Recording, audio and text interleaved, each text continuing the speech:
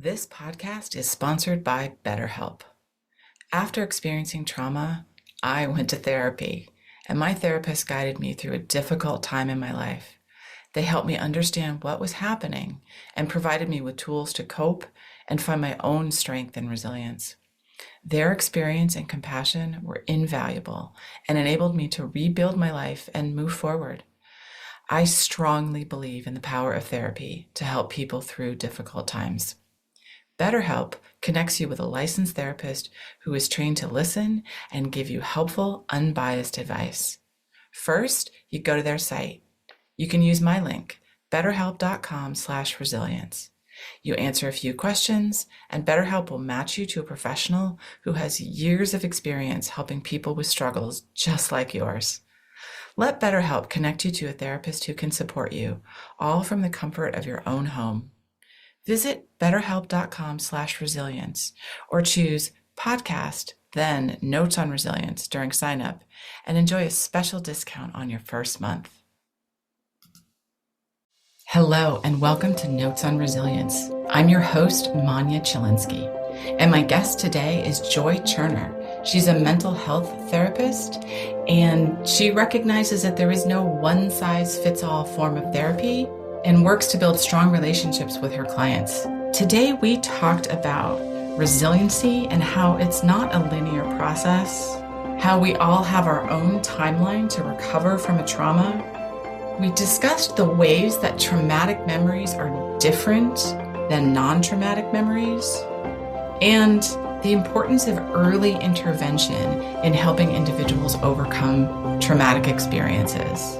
I think you're really going to love this conversation. Find Notes on Resilience on Apple Podcasts, subscribe, and if you like the show, leave us a review. Thanks. Hello, Joy. I'm so excited that you and I are talking today. Me too. Thank you for having me. Well, before we get into who are you and why are we talking today, I would love to know if you could have a superpower, what would that be? I would heal all chronic pain. That would be my superpower. Oh, I love that. Yes, I have personally experienced seeing a lot of chronic pain and professionally, and that was my absolute number one superpower I would have. Wow. I know of a few people who would benefit from you having that superpower. So let's bring down all the forces of the universe that maybe we can get you that superpower. I would love that. Yes. So since we at this moment can't give you that superpower, let's talk about what is really happening. So who are you and what do you do? So I am a licensed professional counselor and I work in the state of Oregon. I recently started my own private practice that has now grown into a group practice about 6 months ago. And I work with a variety of different clients, mostly with trauma. Mm-hmm. And I do a lot of work with couples, communication skills. I've worked with a variety of the population. I have a lot of experience with trauma. So that is my go-to. Okay. And I'm guessing that if you deal with a lot of trauma, the subject of resiliency comes up. So what do you think about that word and that concept, resilience? So developing resilience is tricky, and it's not a linear process. It's all over the board. I feel like resilience can be developed a lot of the times with people that have sustained trauma in their life. It builds character. And it doesn't necessarily mean right then and there, but they look back and there's always a golden nugget in terms of, I went through this is who I am now, and how can I use this to better who I am and others around me. Mm-hmm. I like that concept of the golden nugget that might not be something you recognize in the moment, but you can look back and see what you've learned. Right, exactly. So again, it takes years and years to get to that point, but a lot of clients that I've had have used some of their trauma and their pain to do better things in their life, to create a emotional space for their children or do something job related that has to do with what they went through. And that's partially how I got into a career as a mental health therapist was I have a history of trauma. And at a young age, I knew that that's what I wanted to do. I wanted to help people create a better life for themselves based on my experiences. Oh, wow. And thank you for that. As someone who has experienced a trauma and has worked with counselors, I so appreciate the work that you and your colleagues do. I imagine it can be quite difficult to work closely with someone who has been traumatized to help them work on the trauma and overcoming the trauma. Right, right. And specifically in terms of sexual abuse, that tends to be an area that I focus on. The typical disclosure age of sexual abuse is 35. So there's decades that have gone by of holding that. Oftentimes they feel shame, embarrassment, and it's manifesting in some way in their body. It causes all sorts of symptoms, physical, emotional. And so you're dealing with decades of trauma. They come to see you, and it's going to take a long time to help them build that resiliency, to help them overcome what they have been through. Yes. And I would imagine that sitting with a trauma like that for a long time and not dealing with it, it could be possible that that person doesn't even really understand the source of their struggles. Right. Oftentimes they will come in and they will have lots of anxiety, lots of depression. It's affecting their life day to day. They don't understand where this is coming from, how it has manifested into these different symptoms of hypervigilance or maybe even disassociation. Mm-hmm. And oftentimes I will do a really thorough history and figure out, okay, childhood, adolescent, all throughout the years, what has happened. And people who have experienced trauma have a lot of dissociation. Mm-hmm. So they don't necessarily remember the trauma. They may remember bits and pieces, and then suddenly they may remember things all at once. So it's very tricky. It's really, really very individual specific. There's not a one size fits all. And that can be the tricky part too. People have their own way and their own timeline to be able to disclose the trauma. It's been held within so long, or they have been told over the years, oh, that didn't happen, or you're over exaggerating, and they feel shame and guilt, and they carry that with them. Yes, it is a very complicated, depending on what happened and who the person is, I can imagine it can be quite complicated unpacking those bits. And I wanted to just quickly go back to a word that you used that I've always thought I understood, but now I'm not sure if I do. You used the term dissociated. What does that refer to? What does that mean? So when children experience trauma, they don't have the brain capacity to understand what's going on. Their brain is not formed yet, and they're very egocentric. They take things very personally. Everything is my fault. So in order to cope with whatever trauma they're going through, they will oftentimes, they can't physically leave, so they leave in their minds. Oh, okay. And what happens with that is some clients that I've worked with will have the experience that they're hovering over their body. Some will experience just going somewhere else and being in that other state. Wow. So okay. The disassociation occurs as a coping skill to deal with some of these traumatic things that are happening with them as children. Yes. It really helped when you said they can't physically leave. So one is then kind of leaving in your mind to try to not be where whatever is happening is happening. Right. Wow. Okay. Wow. That is a lot to think of, all of the things you just talked about. That is a lot to unpack with somebody. And I imagine that getting to the point where you realize what the underlying trauma is both an exciting and very upsetting moment in a client's life. Right. I always tell clients when they come into the office that this is not an easy experience. You will not like this process, but you have to trust the process. It will get easier. It may take you years. I tell them, think about the years that you have lived with this traumatic experience, or in some cases with my practice, it's cumulative trauma that has occurred over several years of their childhood or young adult life. Yeah. So it's very complex PTSD. Yes. And I let them know that it's a process, and you have to work through that hard stuff. You have to go through it and not around it. But once you get to that other spot, then you just feel lighter. You will see an improvement with not only your health, but your relationships, just your overall health and well-being is going to be significantly better. Yes. And I know someone who uses the phrase, you can't connect the dots going forward. You can only connect them looking backwards. And I know in my own experience, kind of after my trauma and recovering, being able to look back and connect the dots and see the places where I was tapping into my own resiliency. But in the moment that it's happening, as a person who's recovering from trauma, you don't think, or at least I wasn't thinking on that level of, oh, this thing I'm doing is helping me recover. I just was doing what I felt like I needed to do in every moment to make it to the next moment. Right, absolutely. And everybody is very different. So your trauma recovery is going to look different than mine or somebody else's. And that's another thing that is really complicated, because sometimes clients don't know where to begin. There is so much that has happened, and all they feel is anxious or depressed, or they can't function in relationships.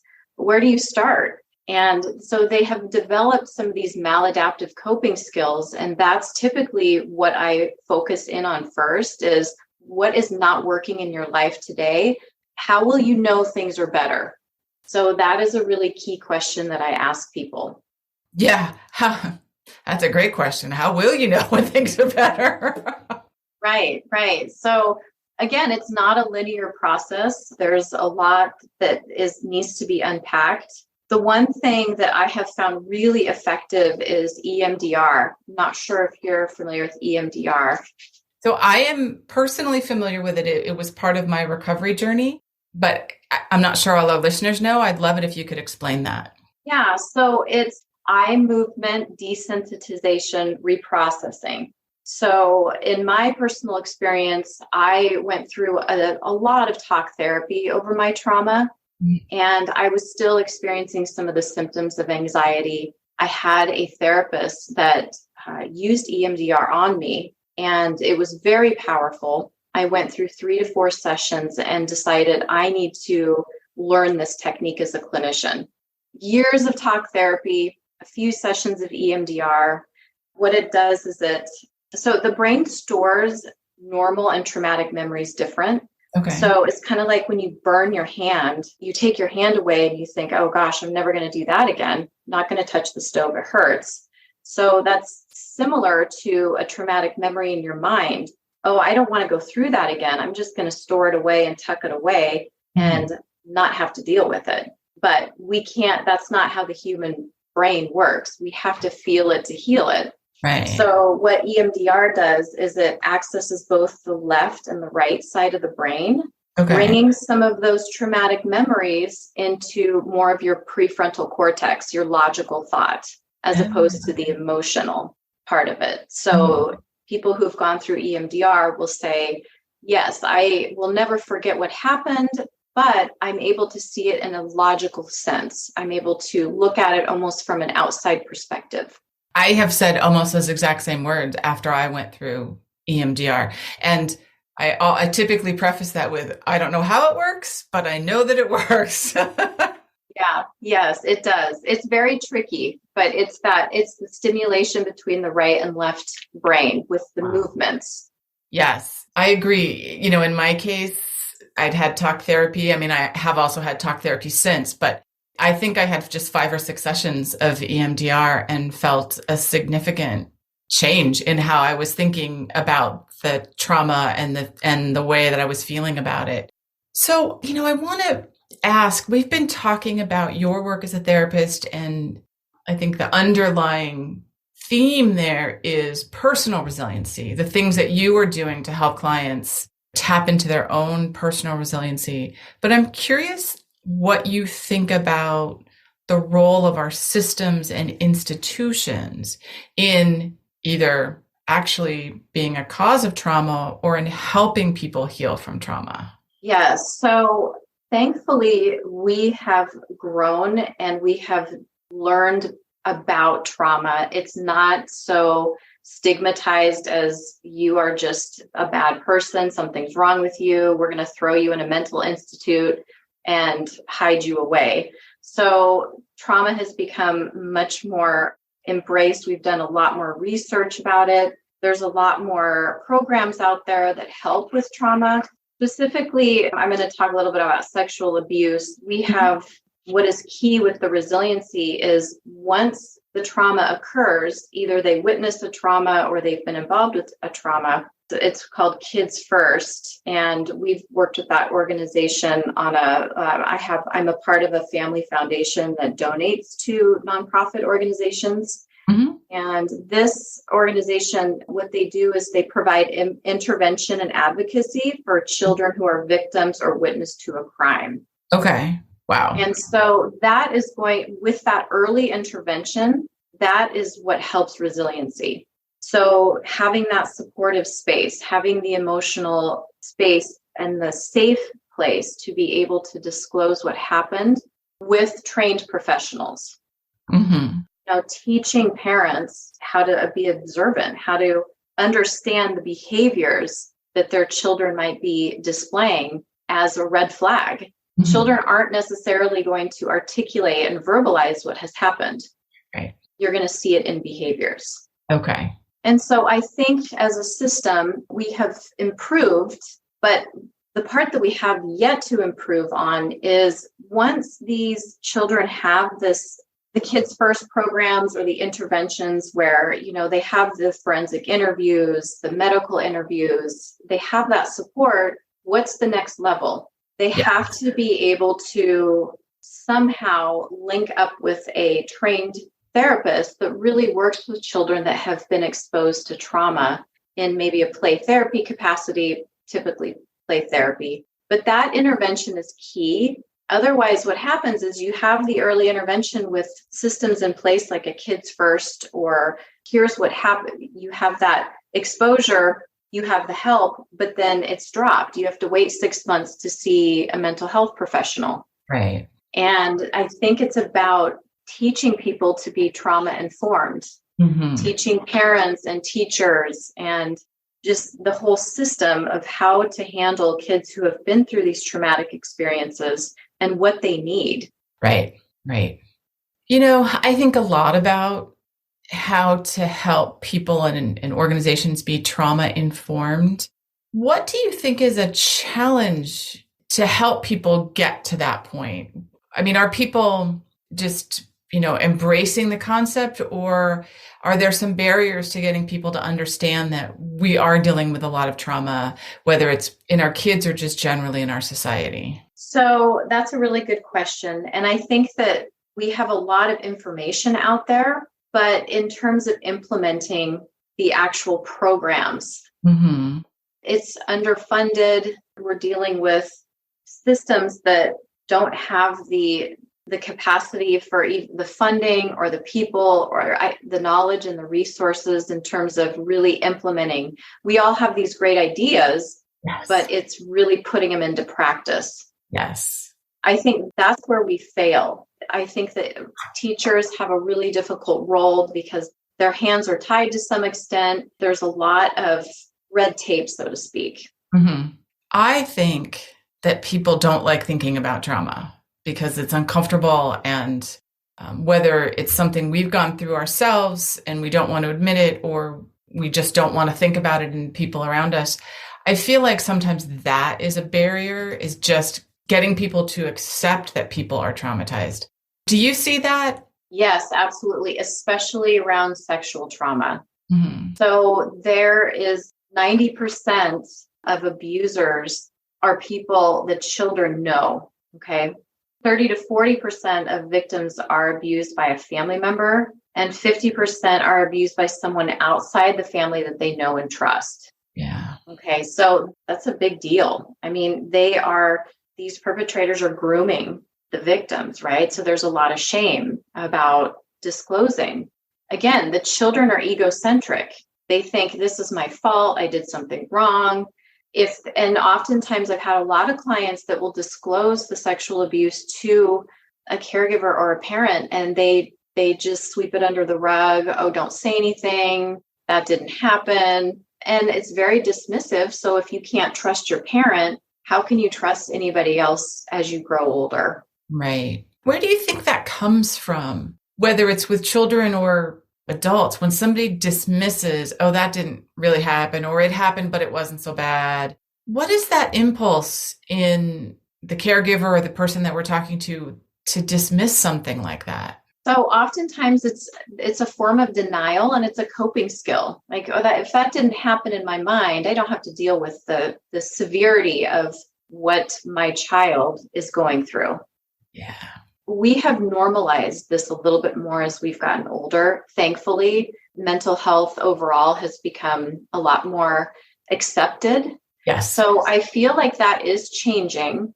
It's a real thing. People are understanding that it does happen, but there's still the stigma around sex overall. People are uncomfortable with that topic. So then you pair that with trauma, and that's a double-edged sword. Yes, because now you're talking about two things that people don't want to talk about. Exactly. Yeah. Yeah. Now, is that an issue particular to this country, or is this something, do you know, that we see worldwide, or are there places where people have different attitudes towards sex, for example, where maybe it's not as stigmatized to talk about sexual violence? Yes, it's very stigmatized here in the United States. I can't speak too much about other countries. I do know that there are some that are a lot more open and willing to have conversations surrounding it. Mm-hmm. We in the United States, we tend to be the opposite direction. I have had so many clients that have said, I have learned these different theories on sex that are they're untrue. So they've lived their adolescence and teenage years with these false understandings of what sex is and what that means. And they just know that if something happened to them, it doesn't feel right. But how can I be supported when my caregiver isn't supporting or doesn't have the knowledge behind it?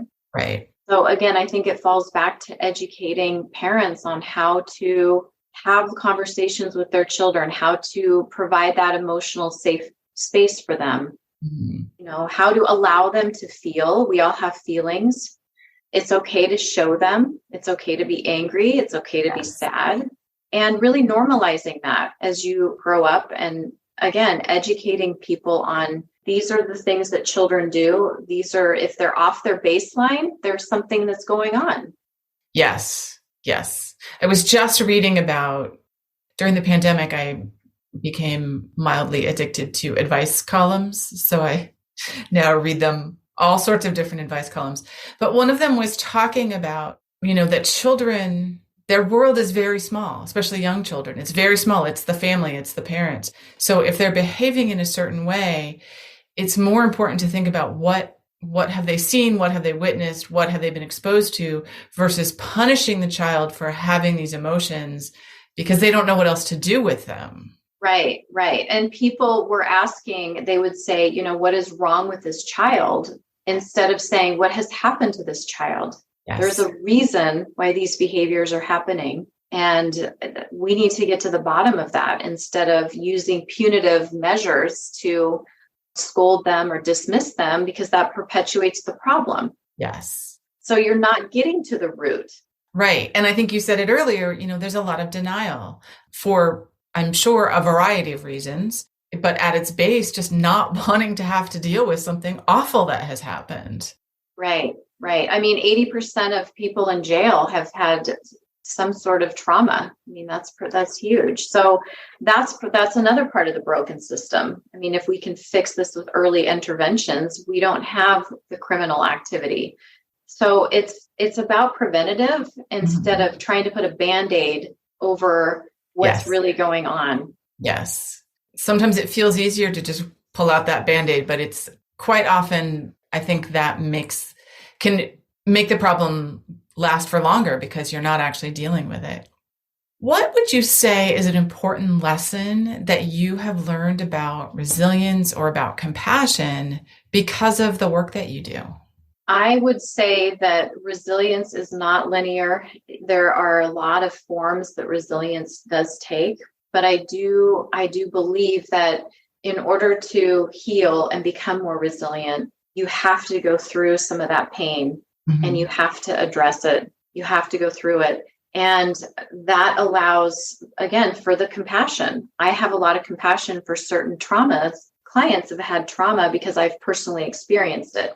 Mhm. So I will often use a little bit of self-disclosure to help work with clients who have had trauma and they feel validated in that way. Here's my journey. Things can get better. I use, the mind is a very powerful thing. I talk about how we create our reality through our mind. And if you believe you can get better, you can get better. So it's having that really strong belief system that I want to change. I'm going to do this.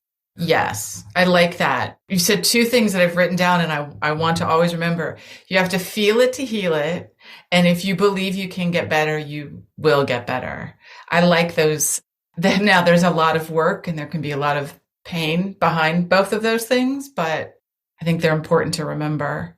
Now, as we're getting ready to wrap up, I'm curious, what do you think is the most important action or policy that maybe we could enact as a society to be more supportive of trauma survivors, even more than we are now? That's a tough one. And I have thought a lot about that. Luckily, we have implemented school counselors. That tends to be a really safe place for children to go. I've had a lot of clients who their children have gone to the school counselor and been able to have a safe place to open up.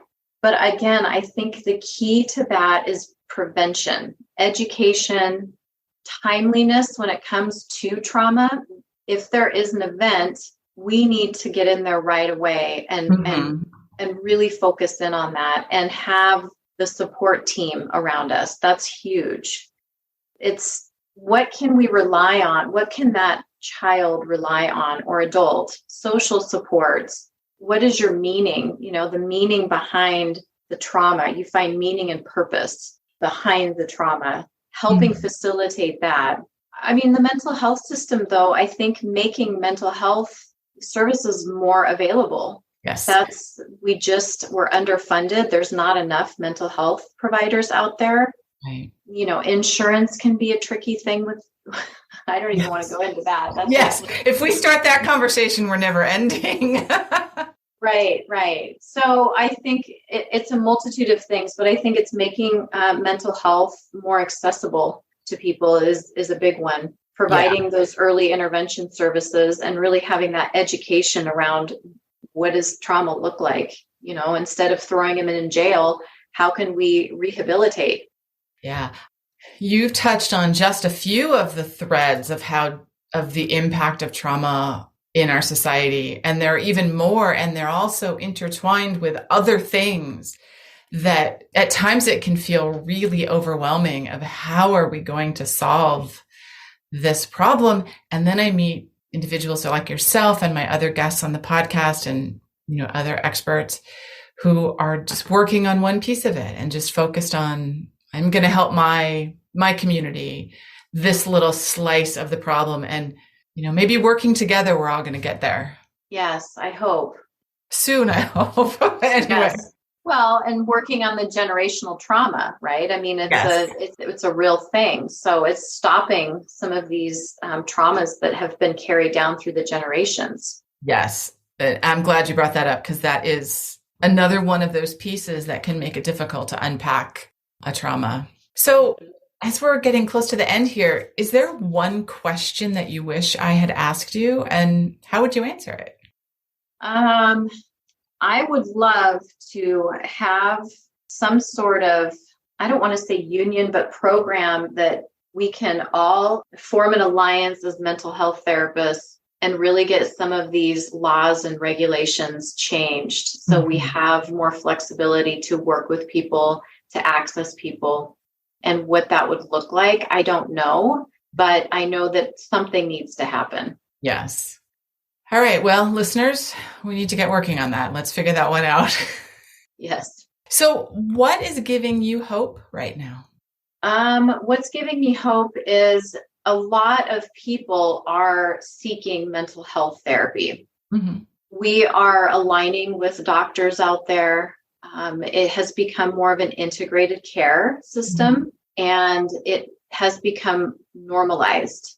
So that is huge. It's not seen as this monster in the room. Let's just sweep it under and hope that it disappears, because that never happens. If you don't address some of these things that are hurting you or harming you, they will come out in a multitude of maladaptive ways as you get older. Addictions, chronic pain, all sorts of things that happen to your body, anxiety, depression, all of those.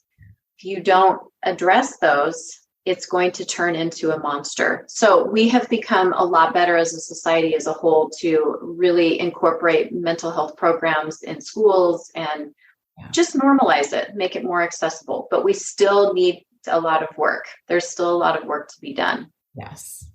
Well, I agree. That is giving me hope as well. And I'm glad that amidst talking about the things we wish were better, we recognize that there are some things that are working right now. So that's a good thing. So how can our listeners reach you if they want to find out about your work or just touch base with you? Yeah, so we have a website, excuse me, it's called Joyful Living BH. So the BH is behavioralhealth.com. That's the best way to reach me. And yeah, that's about it, just through the website. Okay, great. Well, we'll put that in the show notes, and anybody who wants to chat with Joy or learn more about her work, please do get in touch.